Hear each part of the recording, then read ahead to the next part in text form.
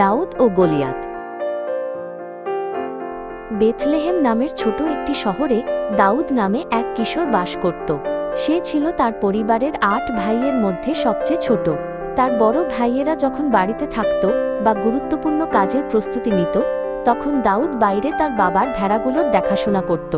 সে সবুজ উপত্যকা আর কোমল পাহাড়ের মধ্য দিয়ে হাঁটত, আকাশের দিকে তাকাত এবং নীরব মাঠে ঈশ্বরের সান্নিধ্য অনুভব করত। তার চারপাশের কেউই জানত না যে ঈশ্বর ইতিমধ্যেই এই ছোট রাখাল ছেলেটিকে এক অত্যন্ত বিশেষ ভবিষ্যতের দিকে পরিচালিত করছিলেন। দাউদ যখন একা ভেড়াগুলো দেখাশোনা করত, তখন কখনো কখনো কাছের পাহাড় আর অন্ধকার জায়গা থেকে নিঃশব্দে বিপদ এসে পড়ত। বন্য প্রাণীরা ভেড়াগুলো নিয়ে যাওয়ার চেষ্টা করত, কিন্তু দাউদ পালিয়ে যেত না কিংবা তাদের ফেলে রেখে দিত না। সে দৃঢ়ভাবে দাঁড়িয়ে ঈশ্বরের উপর ভরসা রেখে ভেড়াগুলো রক্ষা করার সর্বোচ্চ চেষ্টা করত। এই নীরব কিন্তু কঠিন সময়গুলোর মধ্য দিয়ে দাউদ সাহসী হতে এবং ঈশ্বরের উপর নির্ভর করতে শিখেছিল। একদিন ঈশ্বর শমুয়েল নামে এক ব্যক্তিকে বেথলেহেমে দাউদের পরিবারের কাছে পাঠালেন। শমুয়েল দাউদের লম্বা ও শক্তিশালী বড় ভাইদের দেখে ভাবলেন, নিশ্চয়ই তাদের মধ্যেই কেউ নির্বাচিত হবে। কিন্তু ঈশ্বর কোমলভাবে শমুয়েলকে দেখালেন যে তিনি মানুষের বাহ্যিক রূপ দেখে নির্বাচন করেন না। ঈশ্বর কিশোর দাউদেকেই বেছে নিলেন, দেখালেন যে তিনি সব কিছুর চেয়ে হৃদয়কে বেশি গুরুত্ব দেন। তার বাবা ও ভাইদের সামনে শমুয়েল ঈশ্বরের নির্বাচনের চিহ্ন হিসেবে দাউদের মাথায় তেল ঢাললেন। সেই দিন থেকে দাউদ একটি গুরুত্বপূর্ণ কাজের জন্য নির্বাচিত হল। যদিও সে তখনও খুব ছোট ছিল, কিন্তু চারপাশে সঙ্গে সঙ্গে কিছুই বদলাল না, আর দাউদ আগের মতোই মাঠে ফিরে গেল। সেই বিশ্বাস করল যে ঈশ্বরের পরিকল্পনা সঠিক সময় সম্পূর্ণ হবে এবং ধৈর্যের সঙ্গে অপেক্ষা করতে লাগল। কিছু সময় পরে ইসরায়েল জাতি ও তাদের শত্রুদের মধ্যে এক ভয়াবহ যুদ্ধ শুরু হল।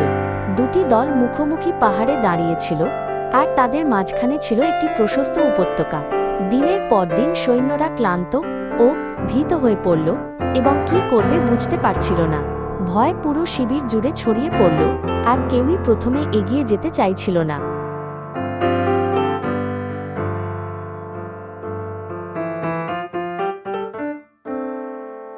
প্রতিদিন সকাল ও সন্ধ্যায় গলিয়াত নামে এক বিশাল যোদ্ধা উপত্যকায় বেরিয়ে আসত। সে সবার চেয়ে অনেক লম্বা ও শক্তিশালী ছিল এবং ভারী বর্ম পরত। গলিয়াত জোরে চিৎকার করত, সৈন্যদের উপহাস করত এবং তাদের ঈশ্বরকে বিদ্রূপ করত। সৈন্যরা ভয়ে তার কথা শুনত এবং প্রতিবার তার কণ্ঠস্বর শুনে নিজেদের আরও ছোট মনে করত।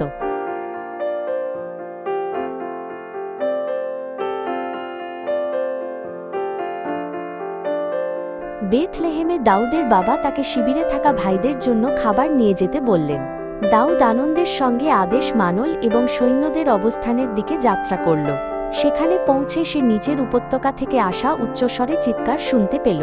দাউদ কাঁপতে থাকা সৈন্যদের দেখে গভীরভাবে বিচলিত হল।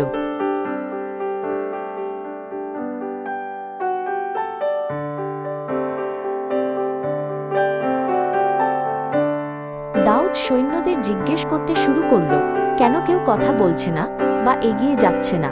ঈশ্বরকে উপহাস করা হচ্ছে, অথচ তারা কিভাবে চুপ থাকতে পারে তা সে বুঝতে পারল না। কিছু সৈন্য দাউদকে নিয়ে হাসল এবং তাকে একটি অবিবেচক ছেলে ভাবল। কিন্তু দাউদ বিশ্বাস করত যে ভয়ের চেয়ে ঈশ্বরের উপর ভরসা করাই বেশি গুরুত্বপূর্ণ।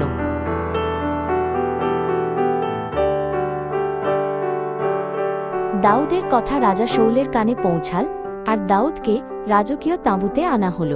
দাউদ শান্তভাবে বলল যে শত্রুর কারণে কারো আশা হারানো উচিত নয়।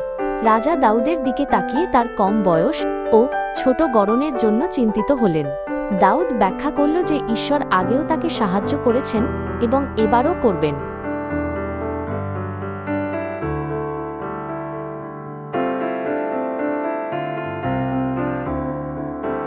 রাজা দাউদকে রক্ষা করার জন্য তাকে ভারী বর্ম পরাতে চাইলেন, কিন্তু দাউদ ঠিকমতো নড়াচড়া করতে পারল না এবং বুঝল যে বর্মটি তার জন্য উপযুক্ত নয়। তাই সে বর্ম খুলে কাছের ঝরনা থেকে কয়েকটি সাধারণ পাথর বেছে নিল।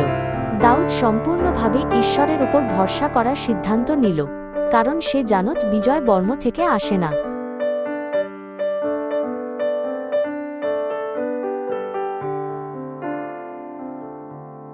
এক হাতে একটি সাধারণ গুলতি আর অন্য হাতে রাখালের লাঠি নিয়ে দাউদ ধীরে ধীরে প্রশস্ত এলা উপত্যকার দিকে নেমে গেল, যেখানে দানবটি অপেক্ষা করছিল। গলিয়াত যখন দেখল যে কোনো বর্ম বা তলোয়ার ছাড়াই এক কিশোর তার দিকে আসছে, তখন সে জোরে হেসে উপহাস করতে লাগল। সে রাগান্বিত কথা ও ভয়ঙ্কর হুমকি ছুড়ে দিল। নিশ্চিত ছিল যে যুদ্ধ ইতিমধ্যেই তার জয়। কিন্তু দাউদ থামল না বা পিছিয়ে গেল না, কারণ তার সাহস দানবের ভয় থেকে নয়, ঈশ্বরের উপর বিশ্বাস থেকে এসেছে। দাউদ তার কণ্ঠ উঁচু করল, যাতে দুই বাহিনী তার কথা স্পষ্ট শুনতে পায়। সে বলল যে দানব অস্ত্র নিয়ে এসেছে, কিন্তু সে এসেছে সর্বশক্তিমান প্রভুর নামে ভরসা রেখে। দাউদ সাহসের সঙ্গে ঘোষণা করল যে ঈশ্বর সবাইকে দেখাবেন সত্যিকারের বিজয় তলোয়ার বা শক্তি থেকে আসে না। তার কথা উপত্যকায় প্রতিধ্বনিত হলে এই তরুণ রাখালের বিশ্বাস দেখে দুই বাহিনী নীরব হয়ে গেল। আর দেরি না করে দাউদ ঈশ্বরের উপর দৃঢ় বিশ্বাস নিয়ে সামনে দৌড়াতে শুরু করল। দৌড়াতে দৌড়াতে সে তার থলিতে হাত ঢুকিয়ে সাবধানে একটি মসৃণ পাথর বেছে নিল, যেমন সে বহুবার ভেড়া দেখার সময় করত। দাউদ দক্ষ হাতে গুলতি ঘোরাল, তার মনোযোগ দানবের দিকে নয়, ঈশ্বরের সাহায্যের দিকে রাখল। ঠিক সময় সে পাথরটি ছুঁড়ে দিল, বিশ্বাস করল ঈশ্বর তার পথ পরিচালনা করবেন। পাথরটি দ্রুত বাতাসে উড়ে গিয়ে প্রচণ্ড শক্তিতে গলিয়াথের কপালে আঘাত করল।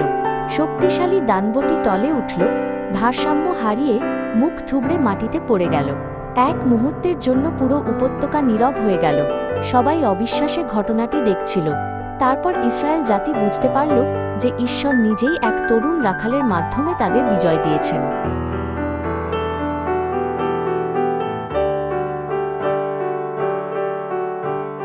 যুদ্ধের পর দাউদ সারা দেশে পরিচিত হয়ে উঠল, আর লোকেরা তার সাহস ও ঈশ্বরের সাহায্যের গান গাইতে লাগল।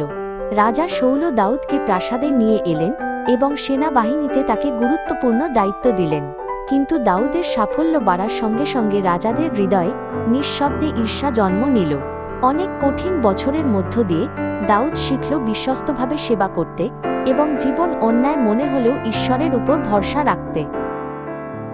পরে যখন রাজা শৌল যুদ্ধে মারা গেলেন, তখন ঈশ্বর বহু আগে দাউদকে দেওয়া প্রতিশ্রুতি পূরণ করতে শুরু করলেন। জিহুদা গোত্রের লোকেরা প্রথমে এসে হিব্রন নগরে দাউদকে তাদের রাজা হিসেবে অভিষিক্ত করল। দাউদ নম্রতার সঙ্গে শাসন করল, মনে রাখল যে নেতৃত্ব ঈশ্বরের দান, অর্জিত পুরস্কার নয়। ঈশ্বর ধাপে ধাপে তার পরিকল্পনা সম্পূর্ণ করছিলেন, আর দাউদ ধৈর্যের সঙ্গে অপেক্ষা করে গেল। সময়ের সঙ্গে সঙ্গে ইসরায়েলের সব গোত্রের নেতারা একত্রিত হয়ে দাউদকে তাদের যথার্থ রাজা হিসেবে স্বীকৃতি দিল। আনন্দ ও উদযাপনের মধ্য দিয়ে তারা তাকে সমগ্র জাতির রাজা হিসেবে অভিষিক্ত করল। দাউদ জেরুসালেমে তার সিংহাসন স্থাপন করল, যা দাউদের নগর নামে পরিচিত হল। সেখান থেকে সে জনগণকে এক জাতি হয়ে একসঙ্গে ঈশ্বরকে অনুসরণ করতে নেতৃত্ব দিল।